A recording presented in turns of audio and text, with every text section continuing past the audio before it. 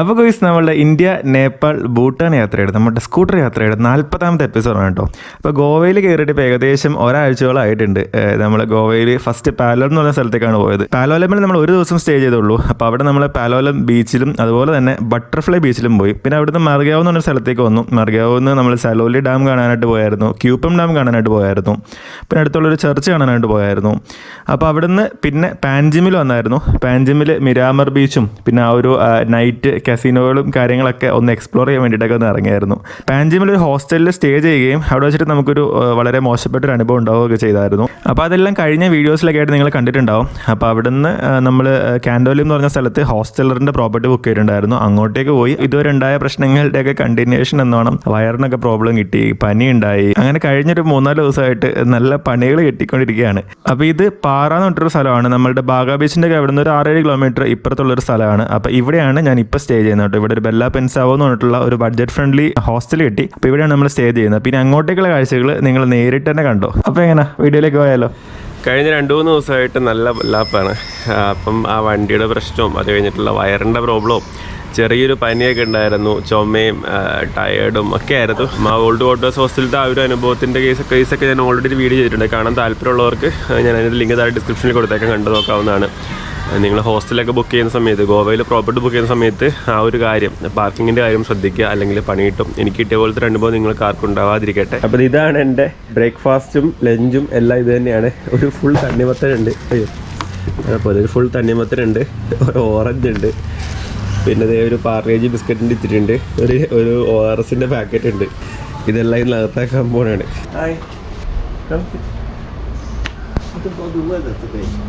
Weather a little bit cloudy, I think. Night is not sharp. Okay, I will get this one. Yeah, take it whatever you want. Yeah. You can use the washroom in our fully റഷ്യക്കാരനാണ് ഇപ്പോൾ പരിചയപ്പെട്ടുണ്ടോ.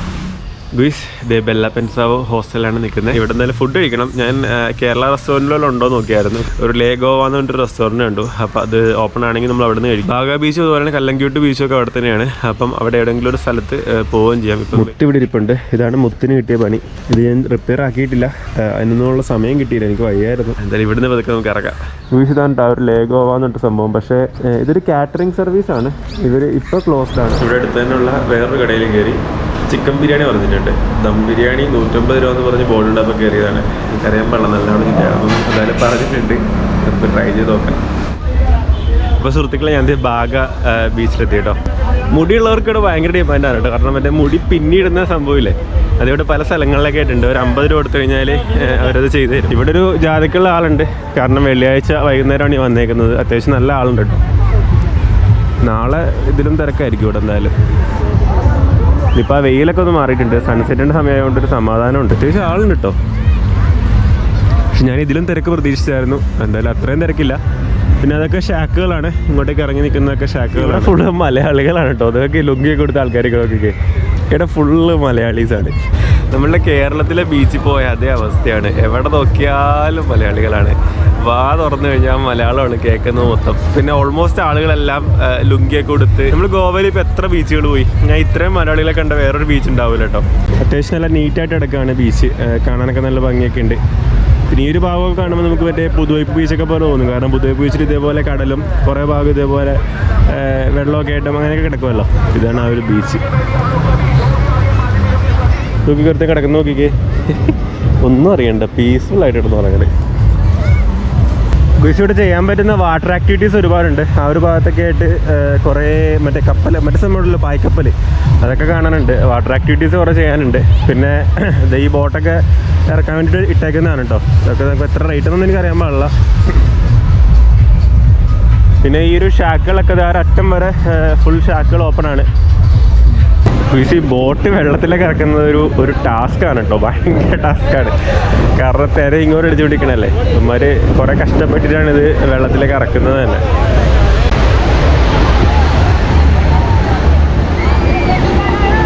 നല്ലൊരു വൈബുണ്ട് കേട്ടോ. മൊത്തത്തിലൊരു peaceful ആയിട്ടുള്ളൊരു സ്ഥലം.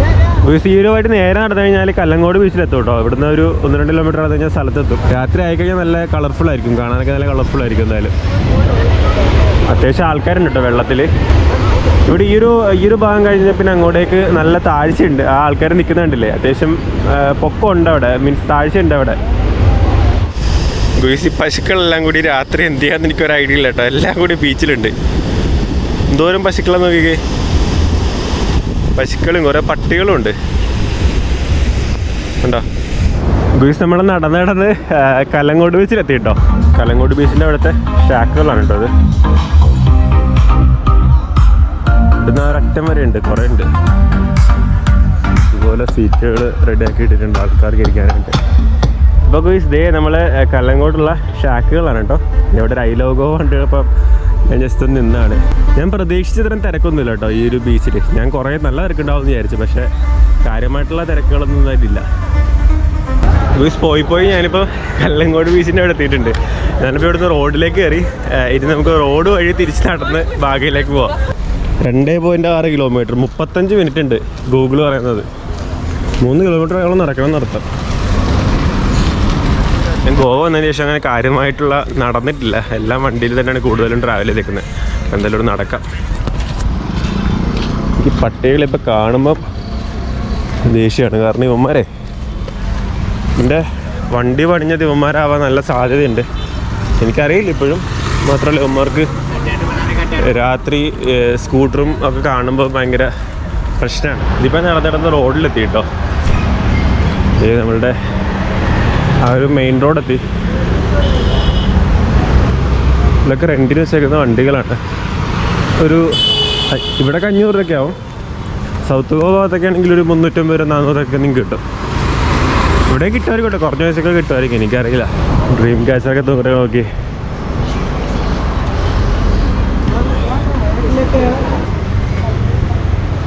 കുറേ സംഭവങ്ങളുണ്ട് കേട്ടോ നമുക്ക് വാങ്ങിക്കാനൊക്കെ ആയിട്ട് താല്പര്യമുള്ളവരാണെങ്കിൽ. നമ്മളുടെ ബ്രോഡ്വേ ഒക്കെ ഉണ്ടല്ലോ, അവിടെയൊക്കെ ഉള്ള പോലത്തെ മറ്റേ ടൈപ്പ് ഡ്രസ്സുകളൊക്കെ കൊള്ളാമല്ലേ. നമ്മളുടെ ബ്രോഡ്വേയിലൊക്കെ കാണുന്ന ആ ഒരു ടൈപ്പ് പോലെയൊക്കെ ഉണ്ട്. കൊള്ളാം എന്തായാലും കണ്ടിട്ട്. ഇതെല്ലാം ഷോപ്പിംഗ് സ്ട്രീറ്റുകളാണ്. ഒരുപാട് ഷോപ്പ് ചെയ്യാൻ പറ്റുന്ന കടകളുണ്ട്. ബാഗയിലേക്ക് ഇവിടെ നിന്ന് ഇനിയും നേരെ പോകണം. ഇവിടെ 10 രൂപയ്ക്ക് ചായ ഉണ്ട്. അപ്പം ഞാനൊന്ന് ചെറിയ ചായയുടെ വലിപ്പം നോക്കി ഇത്ര ഉള്ളൂ ചായയുടെ ഗ്ലാസ്സൊക്കെ. ബീച്ച് ഞാൻ നടന്ന് തിരിച്ച് ബാഗ ബീച്ചിലെത്തിയിട്ടുണ്ട് കേട്ടോ. എൻ്റെ വണ്ടി ഇരിക്കുന്ന സ്ഥലത്ത് എത്തിയിട്ടുണ്ട്. നമ്മളിനി മുത്തിനെ എടുത്തിട്ട് തിരിച്ച് റൂമിലേക്ക് പോകണേ.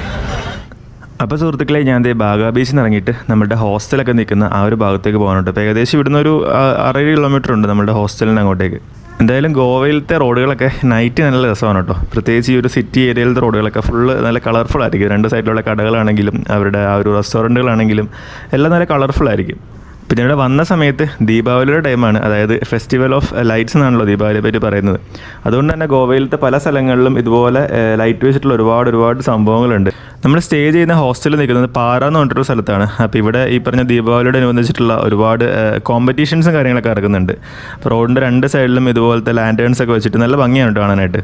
ഇതിവിടുത്തെ ഭയങ്കര വലിയ കോമ്പറ്റീഷനാണ്. അതായത് ഈ ഒരു ലാൻറ്റേൺസ് ഉണ്ടാക്കുന്ന, അതായത് ഈ ഒരു വിളക്കുകൾ ഉണ്ടാക്കുന്ന മത്സരം ഇവിടെ ഭയങ്കര ഇമ്പോർട്ടൻ്റ് ആണ് ഇവിടുത്തെ ആളുകൾക്കും. അപ്പോൾ ഏകദേശം 3000-ലധികം ആളുകളാണ് ഇതേപോലെ ലാൻറ്റേണുകൾ ഉണ്ടാക്കി മത്സരിക്കാനായിട്ട് നിൽക്കുന്നത്. ഇതെല്ലാം ബയോഡിഗ്രേഡബിൾ ആയിട്ടുള്ള സാധനങ്ങൾ കൊണ്ട് ഉണ്ടാക്കുന്നതാണ്. അതായത് പേപ്പറോ തടിക്കഷ്ണോ അങ്ങനെ എന്തെങ്കിലുമൊക്കെ വെച്ചിട്ട് ഉണ്ടാക്കുന്നതാണ് കേട്ടോ എല്ലാം. പ്ലാസ്റ്റിക്കും കാര്യങ്ങളൊന്നും ഈ ഒരു കോമ്പറ്റീഷനിൽ ഇവർ യൂസ് ചെയ്യുന്നതേ ഇല്ല. അങ്ങനൊരു നിബന്ധന കൂടി ഇവർക്ക് ഈ ഒരു മത്സരത്തിൽ പങ്കെടുക്കാനായിട്ടുണ്ട്. എന്തായാലും ദീപാവലി ഇവിടെ നല്ല കളർഫുള്ളാണ്. തിന്മയ്ക്ക് മുകളിൽ നന്മയുടെ വിജയമെന്നും അല്ലെങ്കിൽ ഇരുട്ടിന് മുകളിൽ പ്രകാശത്തിൻ്റെ വിജയം എന്നൊക്കെയാണല്ലോ നമ്മൾ ദീപാവലിയെ പറ്റിയിട്ട് പറയുന്നത്.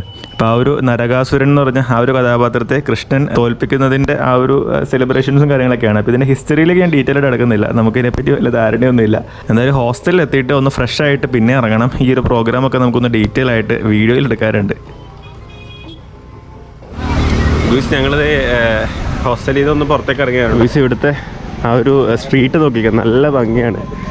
അതായത് കേട്ടോ ഇതേപോലത്തെ സംഭവങ്ങളൊക്കെ ഇട്ടിട്ട് നല്ല ഭംഗിയാണ് കേട്ടോ. ഈ ഒരു അറ്റം വരെ ഇങ്ങനെ ഈ സ്ട്രീറ്റ് നല്ല കളർഫുള്ളാണ്. അതേ ഞങ്ങൾ 3 പേരും കൂടി ചുമ്മാ നടക്കാൻ വേണ്ടി ഇറങ്ങിയാണ്. എൻ്റെ കൂടെ 2 പേരും കൂടെ ഉണ്ടെന്ന് പറഞ്ഞില്ലേ, അതിലൊരാൾ എന്തൊരു ഗതികേടാണെന്ന് നോക്കിക്കോ. ഞാൻ ആദ്യം ഇറങ്ങിയതാണ്. ഇറങ്ങിയിട്ട് ഞാൻ ഇവിടം വരെ എത്തിയതായിരുന്നു. എത്തിയിട്ട് ഞാൻ അവർ രണ്ടുപേരും പരിചയപ്പെടുത്താൻ വേണ്ടി തുടങ്ങിയപ്പോഴത്തേക്ക് എൻ്റെ ഗോപ്രോയുടെ ബാറ്ററി തീർന്നു. പിന്നെ ഞാൻ തിരിച്ചു പോയിട്ട് എൻ്റെ സ്പെയർ ബാറ്ററി എടുത്തിട്ട് വരികയാണ്. പുള്ളിയുടെ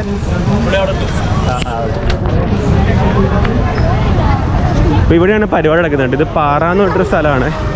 ഇവിടെ ഭയങ്കര സെലിബ്രേഷൻ ആണ് കേട്ടോ. എന്തോ ഭയങ്കര സംഭവമാണ് നടക്കുന്നത്. എന്നിട്ട് നമുക്ക് ഒന്ന് അപ്പുറത്തേക്കും ചെന്ന് നോക്കാം എന്താ അവിടുത്തെ അവസ്ഥ എന്ന് നോക്കട്ടെ. നല്ല ട്രാഫിക് ഉണ്ട് അത്യാവശ്യം. നോക്കി എന്തോരം ആളെന്ന് നോക്കിക്ക്. കുറച്ച് മുമ്പ് വരെ പാട്ടും ഡാൻസൊക്കെ ആയിരുന്നു, കഴിഞ്ഞെന്ന് തോന്നുന്നു. ഈ ഫാൻസി ലൈറ്റ്സ് ഒക്കെ ഉണ്ടല്ലോ, ഇത് ശരിക്കും പറഞ്ഞാൽ ഞാൻ കണ്ടപ്പം ആദ്യം വിചാരിച്ചത് എല്ലാം ഒരൊറ്റ ടീം ചെയ്തതാണെന്നാണ്. പക്ഷേ ആക്ച്വലി നോക്കിക്കോ ഇവിടെ നമ്പറൊക്കെ ഉണ്ട്.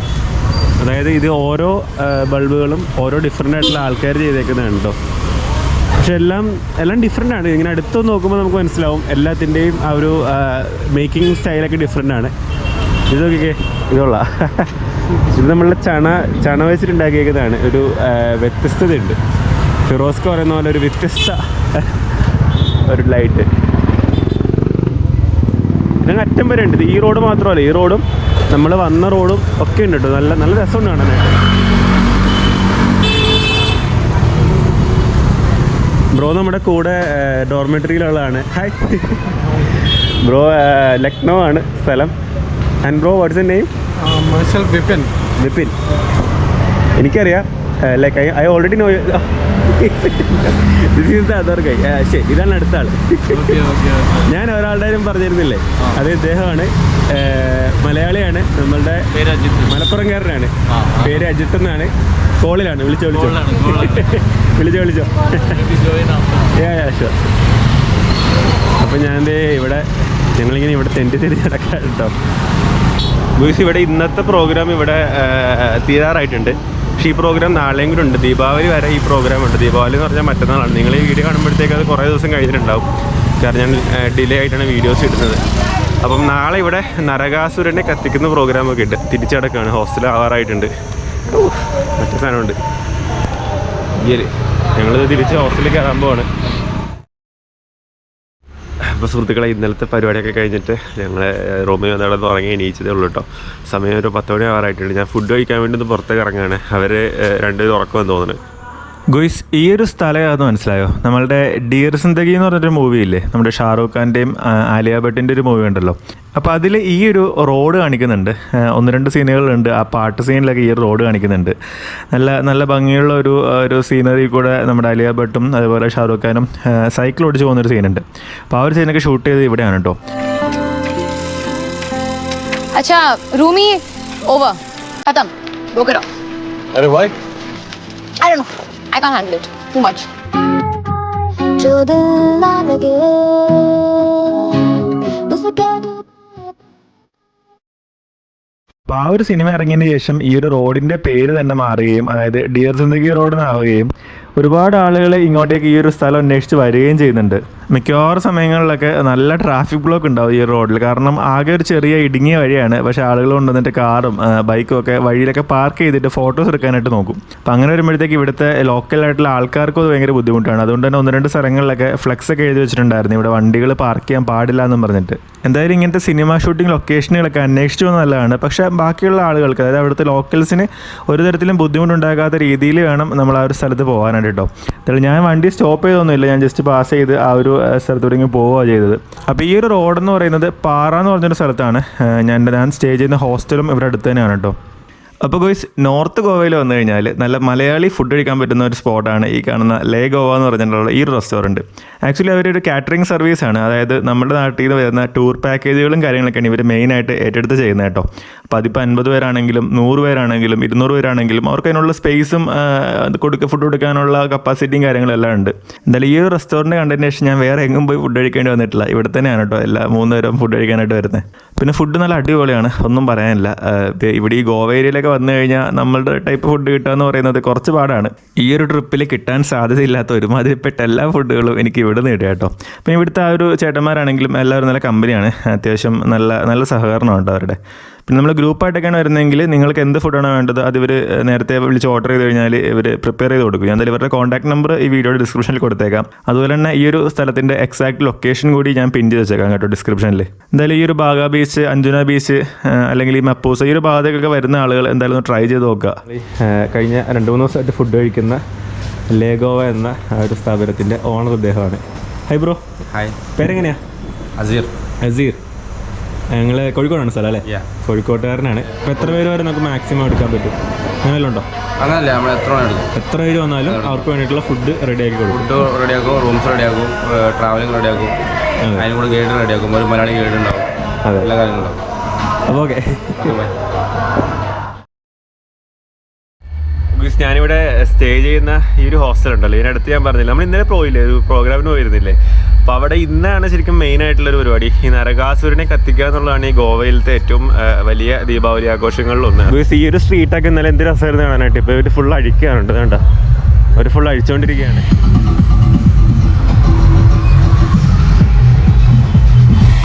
പരിപാടി തുടങ്ങിയിട്ടൊന്നുമില്ല.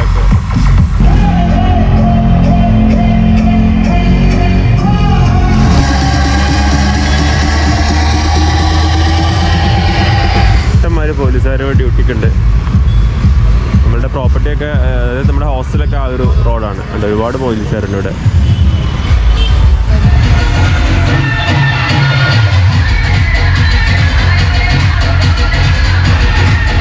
അപ്പോൾ അതൊക്കെ ഹോസ്റ്റലിലേക്ക് പോവാം. എനിക്ക് വിശക്കുന്നു, ഞാൻ ഉച്ചക്കൊന്നും കഴിച്ചിട്ടില്ല. ബിബിനുണ്ട്, അവൻ വരാമെന്ന് പറഞ്ഞിട്ടുണ്ട് എൻ്റെ കൂടെ. അപ്പം അങ്ങനെയാണെങ്കിൽ അവനെ വിളിച്ചുകൊണ്ട് പോവാം. ഗുയ്സ്, ഞാൻ പിന്നെ നമ്മൾ ലേഗോവയിലേക്ക് വന്ന് നമ്മൾ ഓൾറെഡി ഇവിടുന്ന് ഫുഡ് കഴിച്ചായിരുന്നു. അപ്പോൾ ഇവിടെ തന്നെ തിരിച്ച് വന്നിട്ട് ഞാനും ബിബിനും ഉണ്ടായിരുന്നു. അവൻ്റെ അവിടെ ഇരുട്ടത്ത് കാണുന്നില്ല, അവിടെ നിൽപ്പുണ്ട്. അപ്പം ഞങ്ങൾ രണ്ടുപേരും കൂടി ഫുഡ് കഴിച്ചിട്ട് ഇത് ഇവിടെ നിന്ന് ഇറങ്ങാൻ കേട്ടോ. ബിബിൻ ബ്രോ ബീച്ചിലേക്ക് പോവാണ്, ഞാൻ തിരിച്ച് ഹോസ്റ്റലിലേക്കും പോവാണ്. നമ്മൾ പോകുന്ന റൂട്ടിലെ വേറൊരു കടയുടെ കയറിയുണ്ട്, ചായക്കടയാണ്. അതുകൊണ്ട് ഞാനത് ഒരു ചായ പറഞ്ഞിട്ടുണ്ട്. തിരിച്ച് ഹോസ്റ്റലിലേക്ക് പോകുന്ന വഴിക്ക് ഒരു ചായ കുടിക്കാൻ വേണ്ടി കയറിയാണ്. അപ്പോൾ ഗുയ്സ്, നമ്മളുടെ കൂടെ കഴിഞ്ഞ 4 ദിവസമായിട്ടുണ്ടായിരുന്ന ബിബിൻ ബ്രോ പോവാണ്. Hi bro. He's from Lucknow, so will meet somewhere in Lucknow I think. Okay bro, all the best for the journey and also your future.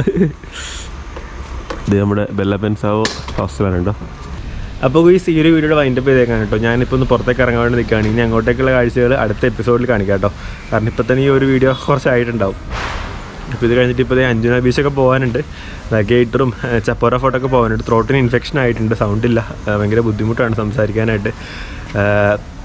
എന്തായാലും പുറത്തേക്ക് ഇറങ്ങുകയാണ്. നമ്മൾ ഇവിടെ ഇരുന്ന് കഴിഞ്ഞാൽ കാര്യങ്ങളൊന്നും നടക്കില്ലല്ലോ. ഇവിടെ ഓൾറെഡി 3-4 ദിവസമായിട്ട് റെസ്റ്റാണ്. ഇനിയും കണ്ടിന്യൂ ചെയ്തിരിക്കുന്നത് ശരിയല്ല.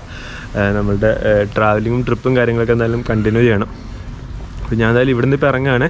ഈ ഒരു എപ്പിസോഡ് നിർത്തേക്കാണ്. എല്ലാവട്ടം പറഞ്ഞ എല്ലാവരും ഹാപ്പി ആയിട്ടിരിക്കുക, സേഫ് ആയിട്ടിരിക്കുക. അടുത്ത എപ്പിസോഡ് അതും കാണാൻ ശ്രമിക്കുക. ബൈ.